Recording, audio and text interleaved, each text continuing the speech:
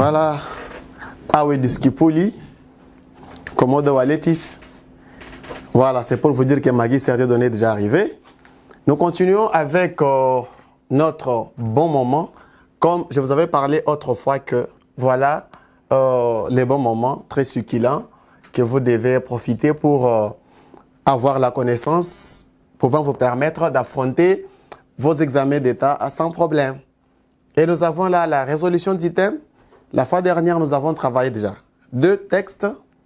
On a aussi travaillé 25 questions. Et aujourd'hui, là, nous commençons directement avec le 3e texte. Alors, comme d'habitude, nous commencerons par d'abord lire les textes. Je vous avais dit, l'examen de latin, pour qu'il soit facile, la première des choses, il faut être à la hauteur des textes latins, c'est-à-dire maîtriser bien la construction des propositions, des phrases, la syntaxe, la stylistique, la conjugaison, et ça vous permettra de bien affronter l'examen de latin. Sans ces atouts, vous allez passer votre temps inutilement dans les locales. Alors, sans plus tarder, nous lisons les textes. Clarorum vivorum facta moresque poteris tradere. Antiquitis usitatem ne nostris quidem temporis quamquam in curiosa suorum aetas homicit, quotiens magna aliqua ac nobilis virtus ac supergressa est, paruis magisque civitatibus commune ignoratiam recti et in vidiam. Et là, nous sommes dans le texte de Taquité. Je vous avais parlé de Taquité la fois passée pour vous dire c'est un historien latin. Et ici, nous sommes dans l'œuvre Agricola. Vous vous rappelez d'Agricola, n'est-ce pas? Voilà. Alors, nous allons prendre les items numérotés de 26 jusqu'à 35, se rapportent au texte. C'est-à-dire, vous devez bien comprendre les textes, faire la traduction et la construction. Nous prenons la 26e question. Dans ce texte, celui-ci qu'on vient de lire avec vous, bien sûr, le verbe qui est conjugué à l'indicatif présent actif. Et, suivez bien la question, dans ce texte, le verbe qui est conjugué à l'indicatif, à l'infinitif présent actif. L'infinitif présent actif. Nous avons 2 infinitifs en latin. Il y a l'infinitif parfait qu'on appelle en français passé. Ici, nous l'appelons parfait. Et nous avons l'infinitif présent. Je vous avais dit que le latin ajoute le 3e temps. Le français n'a pas l'infinitif futur. Mais en latin, nous avons l'infinitif futur. Rappelez-vous de la question futurus, futurum, futura, esse, de ces jours-là qu'on avait résolu avec vous. Et ici, on parle de l'infinitif présent actif. L'infinitif présent actif. Nous avons 5 verbes qu'on nous a donnés ici. Je préfère commencer du bas vers les hauts. Et vous savez pourquoi, n'est-ce pas? Donc, la meilleure réponse se trouve entre les premières assertions. Donc, commençons par wikit. Wikit, qui vient du verbe winkere. Et là, il est au parfait. Il n'est pas à l'infinitif. Il est à l'indicatif. Nous avons usitatum. Usitatum, c'est quel mode? Il est au supin là-bas. Usitatum, c'est le supin. Nous avons supergressa est. Nous sommes ici à l'indicatif. Supergressa est. Supergressum. Supergressa sum. Supergressa est. Supergressa est. Là, c'est l'indicatif. Nous sommes ici homicide. Homicide, nous sommes au subjonctif. Alors, tradere est l'unique verbe se trouvant à l'infinitif présent actif. Donc, l'assertion là-bas, c'est l'assertion 1. Voilà, le numéro 1 est la bonne réponse. Nous prenons la question numéro 26. La première personne du pluriel du subjonctif présent actif de omittere. Et, je vous avais dit, il faut avoir les atouts. Conjugaison, grammaire, stylistique, construction et traduction. La première personne du pluriel du subjonctif présent actif du verbe omittere. On vous donne même des fausses assertions pour que, si vous n'êtes pas à la hauteur, vous tomberez sur ça. Prenons d'abord. On commence en droit vers les hauts.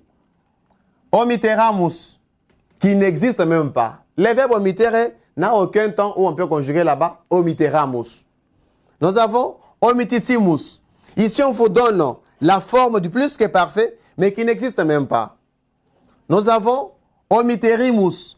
On vous donne encore la forme du futur antérieur, qui n'existe même pas. Et nous avons la forme omiteremus, qui est le subjonctif, mais pas le subjonctif présent actif, mais le subjonctif parfait.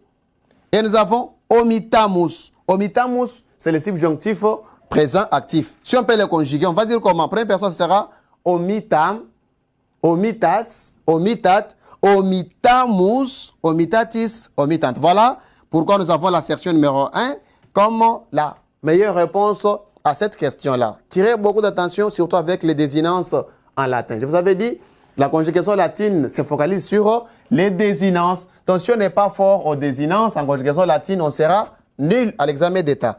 La 28e question. La troisième personne du pluriel de l'indicatif parfait actif de tradere. C'est lui qu'on avait déjà résolu ici. Écoutez la question. La troisième personne. Troisième personne du pluriel. Le compositeur est très précis du pluriel de l'indicatif parfait actif de tradere. Indicatif parfait actif. Nous avons ici tradebant. Que signifie la partie ou le particule bas?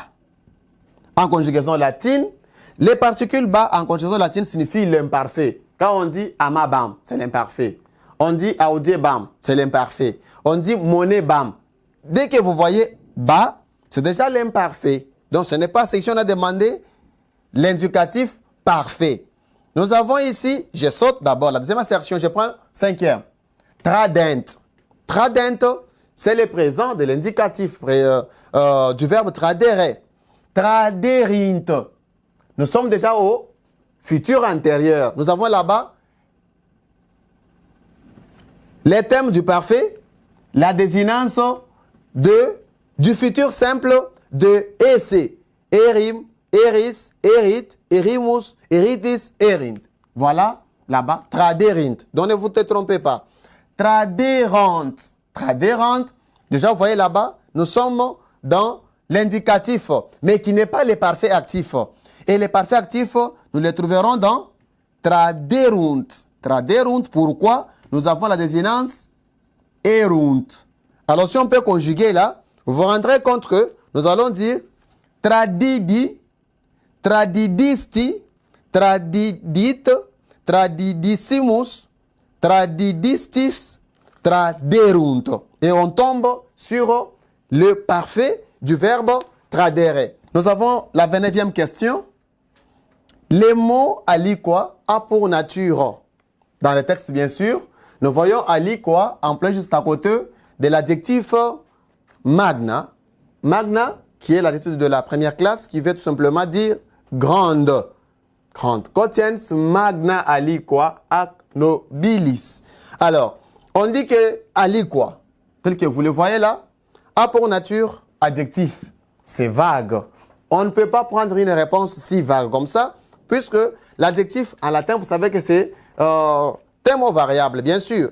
Mais ici, on va placer adjectif. Il y a le pronom ici. Il y a des adjectifs indéfinis là-bas au tableau. Donc, on doit chercher à repérer, retrouver réellement là où on a employé l'adjectif avec son complément déterminatif. Donc, adjectif, non.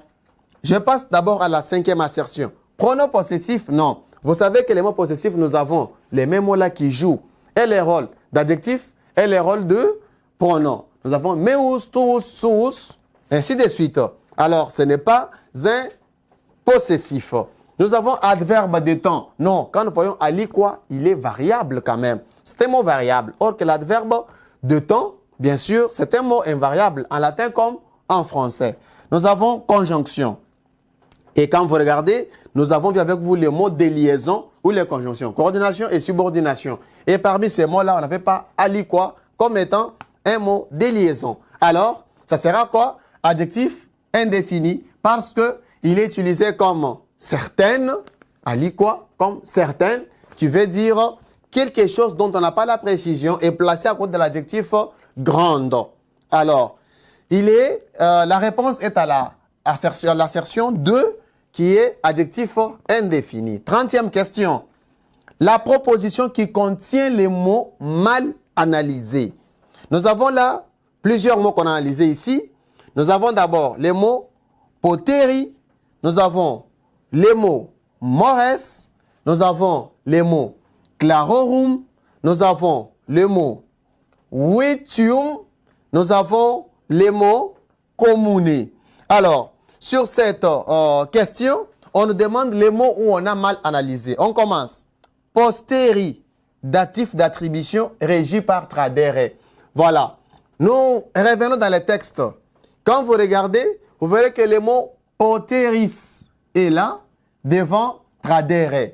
Et quand vous regardez, il est au datif. Mais est-ce que c'est le datif d'attribution? Est-ce qu'il est régi par tradere? Non. Donc, il n'est pas là datif d'attribution. C'est un datif, mais pas datif d'attribution. Et nous prenons deuxième réponse, mores. Mores. Un mot de la troisième déclinaison. Mores qui veut dire les mœurs. Mœurs. Accusatif opposé plutôt à facta. Très bien. Ici, la réponse est correcte. Puisque nous voyons mores. Moresque. Ici, il y a la forme anglitique dans les textes. Qu'il a retrouvé, quimquam in curiosa suorum aetas omisit quotiens magna aliqua. Et quand nous venons, nous trouvons que clarorum, viorum, facta, moresque. Mores est là, à la forme anglitique, avec que à la fin. Il est un accusatif et il est apposé à facta, factus. Alors, c'est la meilleure réponse ici. Et si on peut expliquer les suites, clarorum, génitif pluriel, épithète de viorum. Quand on prend clarorum et on dit qu'il est génitif épithète de viorum, ça c'est vraiment et pratiquement impossible. Vitium, qu'on dit il est accusatif. En revenant dans le texte, nous retrouvons que vitium, nous les retrouvons quelque part. Vitium temporis, vitium virtus est ici. Alors, quand on les prend, on dit qu'il est accusatif. C'est aussi impossible. Commune. Déjà, commune, c'est un nom de la troisième déclinaison. Quand nous avons déjà et à la fin, c'est déjà l'ablatif. Ici, on dit il est accusatif épithète. Cet adjectif, non, il est à l'ablatif. Très bien. La réponse, c'est l'assertion de mores, accusatif apposé à facta. Nous prenons la question numéro 31. L'expression tradere facta moresque peut être traduite, l'expression peut être traduite par transmettre les mœurs des hommes. Nous sommes à la question 31e.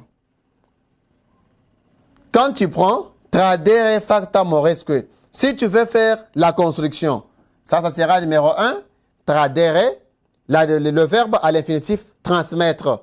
Et quand nous prenons maintenant moresque, mores, les mœurs, nous prenons être, sera, ici ça sera deuxième mot à traduire, et nous avons facta qui sera la troisième position. Les et en anglitique se construit avec mores. Alors, en traduisant ces trois mots ici, on va trouver transmettre les mœurs des hommes. Il n'y a pas les mots hommes ici quand même. Donc ça, c'est faux. 2, transmettre les exploits à la postérité. Ici, on a ajouté postérité, on a ajouté aussi exploit quand même, facta exploit, ça va quand même, mais postérité, non. C'est faux. Nous prenons 3, transmettre les exploits des hommes. Et quand vous voyez transmettre les mœurs des hommes, transmettre les exploits à la postérité, transmettre les exploits aux hommes, encore faux, ce n'est pas ça. On n'a pas respecté la construction pour la traduction littérale. 4, transmettre est un usage de fait. En tout cas, ça, c'est vraiment archi faux. Et nous prenons 5e assertion. Transmettre, tradere, les exploits, facta, mœurs et le mœurs. Et, que, moresque et le mœurs. Très bien. L'assertion qui a respecté la traduction, c'est l'assertion 5, puisque nous avons transmettre les exploits et le mœurs. Tradere, facta, que mores. Que mores. Alors, en anglitique, on fera moresque.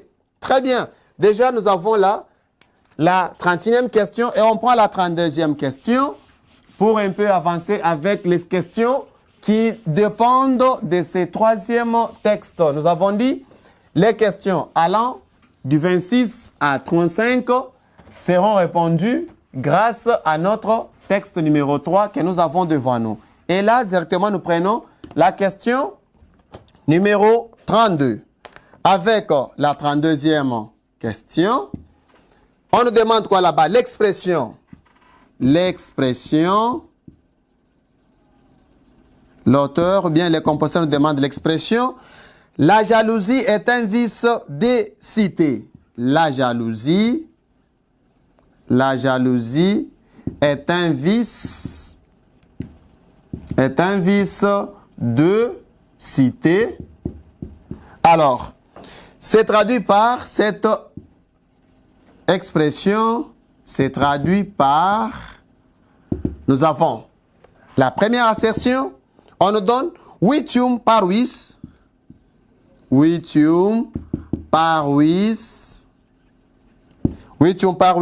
civitatibus,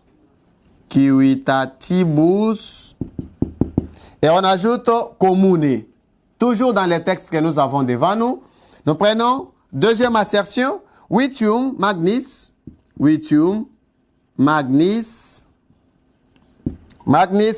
civitatibus commune. Nous prenons la troisième assertion, on nous dit invidiam,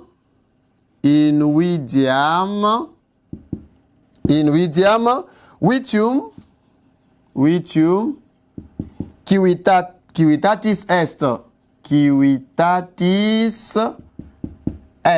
Et nous prenons la quatrième assertion, on nous dit ignoratiam,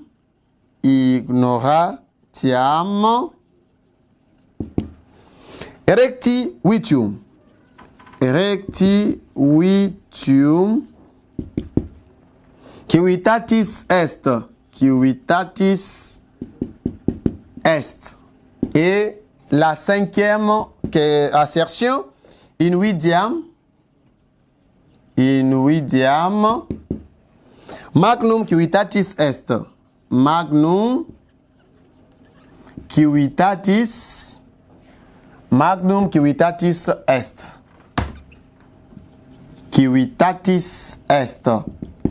Voilà, quand nous prenons, la question nous demande de faire quoi? L'expression, la jalousie est un vice des cités. On peut les traduire comment? Là, c'est dans l'exercice des thèmes. Rappelez-vous des thèmes. Les thèmes, il s'agit de prendre les mots français ou bien les textes français, les traduire en latin.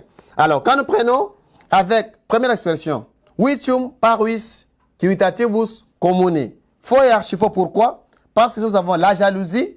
Vitium est un vice des cités. Civitatibus. Et nous voyons là que, directement, civitatibus est au pluriel. Nous sommes ici à l'ablatif pluriel, or que la cité est au singulier. Et directement, il est au génitif. Vice des cités. Il est au génitif. Ici, vitium magnis. La jalousie ici, magnis, c'est déjà grand. Grand. Civitatibus commune. Encore faux puisque civitatibus est déjà encore au pluriel. Nous prenons l'assertion 3. Invidiam vitium civitatis est. Voilà. Quand on regarde, nous avons civitatis est un vice des cités. Vitium civitatis est invidiam. La jalousie est un vice de la cité et c'est l'assertion 3 qui est bien construite par rapport à notre thème. Ignoratiam rectit vitiam civitatis est. Faux et archi-faux. Et cinquième assertion, invidiam magnum civitatis est.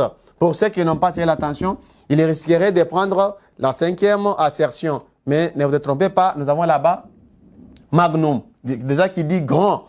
Or que dans notre phrase, il n'y a pas le terme grand. Et là, nous prenons directement la 33e question qui correspond toujours au texte. La 33e question, cher Discipuli, très facile. Là, je pense que tout le monde va répondre ici. On nous dit la figure de répétition. Voilà, nous sommes en stylistique. La figure de répétition, ici c'est de la stylistique. La figure de répétition contenue dans l'expression. On donne l'expression là-bas. Contenue dans l'expression. On nous donne l'expression là-bas. Et soyez très attentifs. Deux points. Quelle expression? L'expression est là. Je le place ici. Clarorum. Clarorum. Wiorum.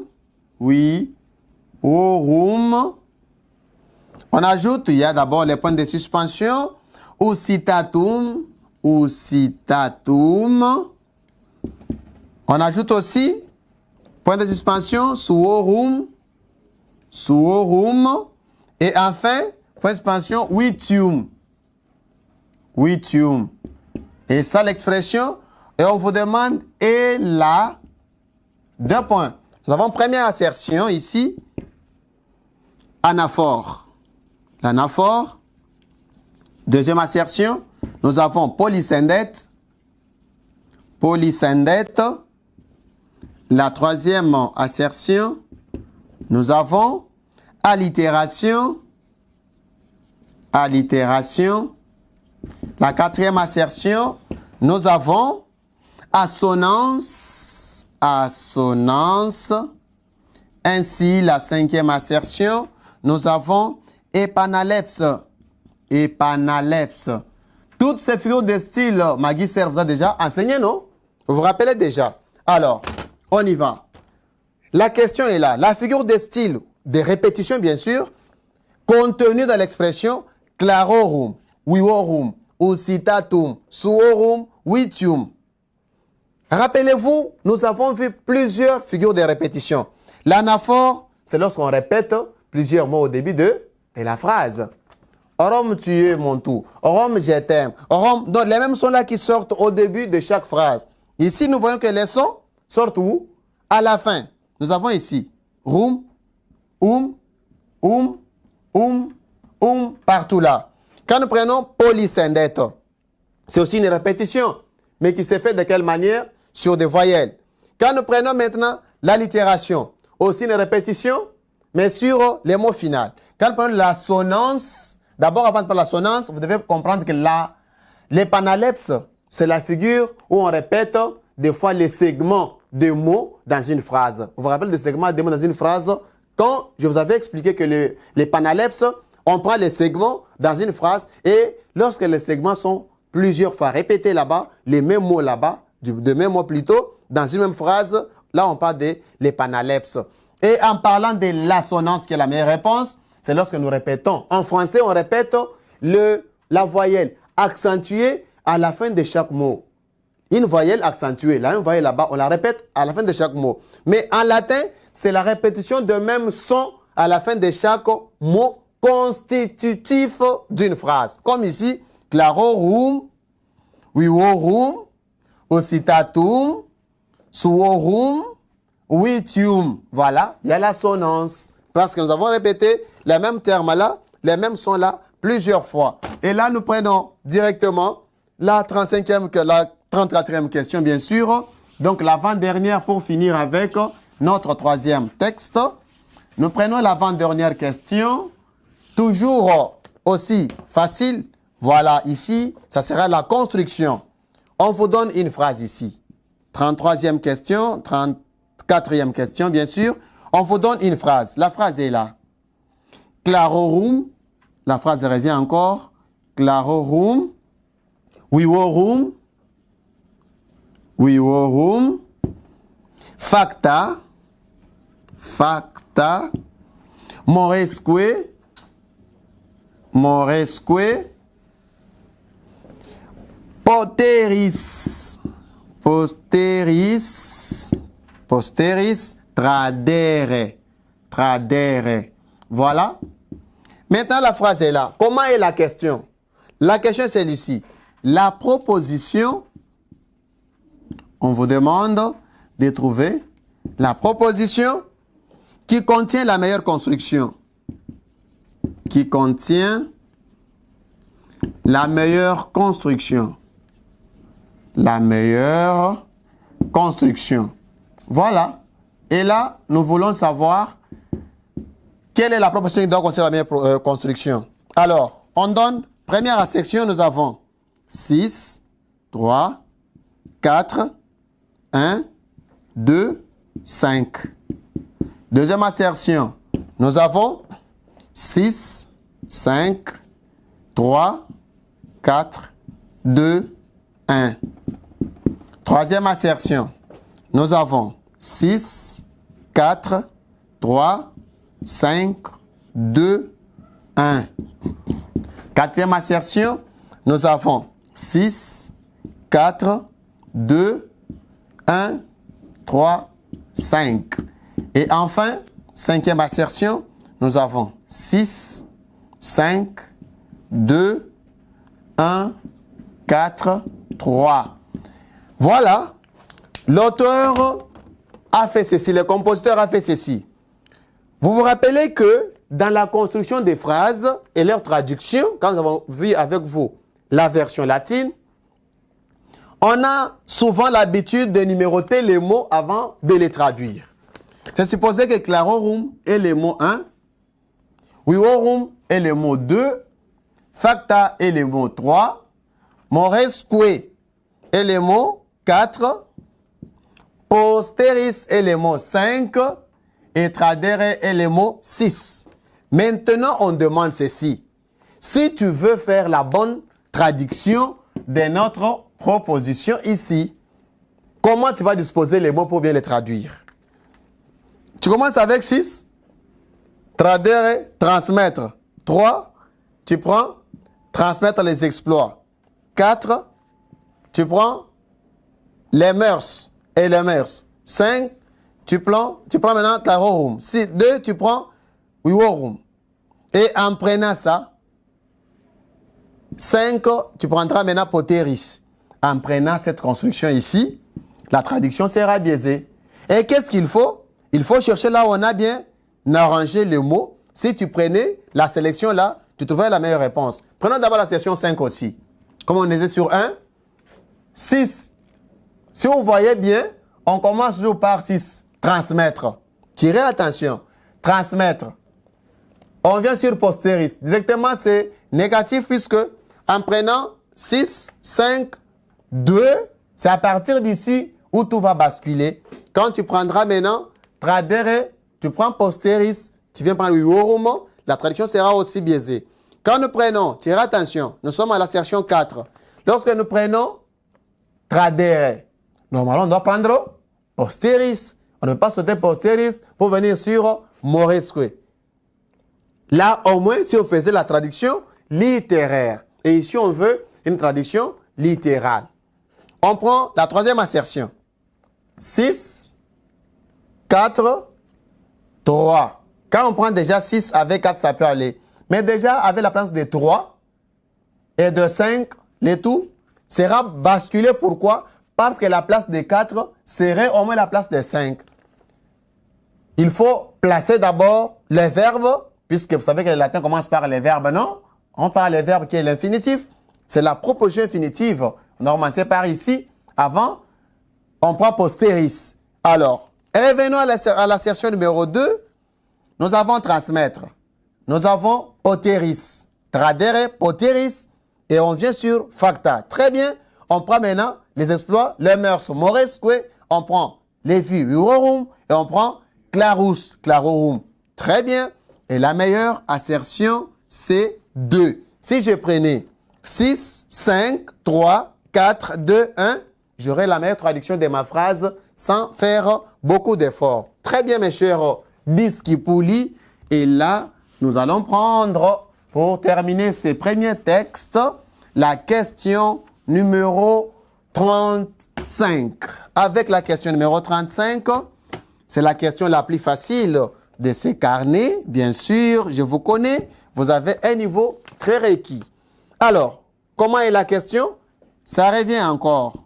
Point de suspension. Wikit. Ac supergressa. Ac supergressa. Ac supergressa. Est vitium. Paruis. Paruis. Très bien. On demande aussi la meilleure des constructions. La meilleure construction et 2 points. Nous avons, on prend, on a d'abord ajouté aussi, on prend maintenant, meilleure construction, nous avons 1, 2, 3, 4, 5, 9, 6, 7, 8. 2, nous avons 1, 2, 4, 3, 5, 9, 8, 6 et 7. Nous avons 3, 1, 2, 4, 3, 8, 9, 6, 7 et 5 à la fin.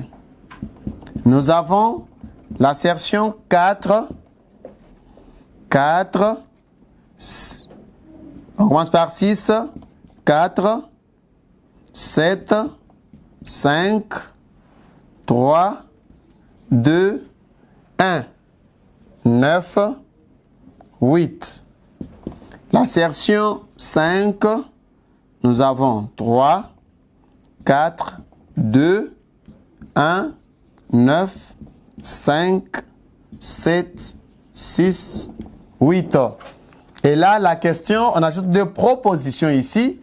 On avait la première proposition et la seconde proposition, on ajoute magisque, magisque. On ajoute aussi civitatibus, civitatibus. Et enfin, on ajoute commune, commune. On ferme. La meilleure construction est la meilleure construction et 2 points. Voilà. Alors, comme d'habitude, on a numéroté d'abord nos différents mots constitutifs de la longue proposition. Premier mot, 2, 3, 4, 5, 6, 7, 8, 9. Alors, en composant les mots, on a préféré mettre supergressa est comme un seul mot. Et les deux ici, supergressa est, devient le verbe. Alors, on leur donnera seulement 4. Et puisque supergressa est devient un seul mot, c'est-à-dire la numérotation va changer. Et ici, ça sera maintenant 5, ici ça sera 6, 7, 8 et 9. Voilà, avec le 9 mots, on nous demande de retrouver la meilleure des constructions ici. Nous commençons de bas vers le haut. Quand nous voyons, il faut d'abord voir que nous avons combien de verbes conjugués là? Nous avons 2 verbes. Nous avons le verbe supergressa est, qui est le verbe principal aussi là-bas. Nous avons le verbe wikit. Puisque nous avons 2 verbes conjugués, nous avons aussi 2 propositions dans cette phrase. Alors, il fallait savoir chaque phrase où sera son sujet. Et dès qu'on a les sujets pour chaque phrase, dans ce cas-là, on va maintenant trouver chaque suite de constructions. Alors, si on commence par 3, supergressa est, c'est supposé que le verbe est inclus, non? Dans supergressa est. Est déjà nous montre la quantième personne il s'agit ici. Quand on prend maintenant 3, 4, c'est déjà là-bas faux, puisqu'on ne peut pas mettre les verbes après, on prend super qui est l'adjectif. Ici, 6, sixième c'est paruis. Quand on commence par paruis, après on prend 7, magisque et 5, c'est déjà aussi là-bas faux, puisque la construction ne sera pas la meilleure. Quand on prend ici 1, 2, wikit, très bien, 2, ac, très bien, on prend 4. Non, on a sauté là-bas puisqu'il fallait qu'on puisse prendre d'abord super, qui est l'adjectif puisque ces verbes fera partie de la deuxième proposition. À la deuxième assertion, on prend 1, très bien. On prend 2, très bien. On prend encore 4. Non, on a fait encore les changements. C'est dans la première où on retrouve. Quand on prend 1, wicked, très bien. On prend ac, cette conjonction, très bien. On prend super, l'adjectif, très bien. On prend super, grâce à est, très bien. On vient prendre 5, witium, très bien. On vient prendre 9, commune, très bien. On vient prendre 6, paruis. Et 7, c'est magisque avec la forme anglétique de que. Et on termine par 8, kiwitatibus. Très bien. Voilà, la meilleure assertion sera la première ici. Alors, mes chers disciples, nous avons fini avec le texte numéro 3. Et à la prochaine, nous allons prendre les textes numéro 4 avant de passer aussi aux questions hors texte. Wale discipuli.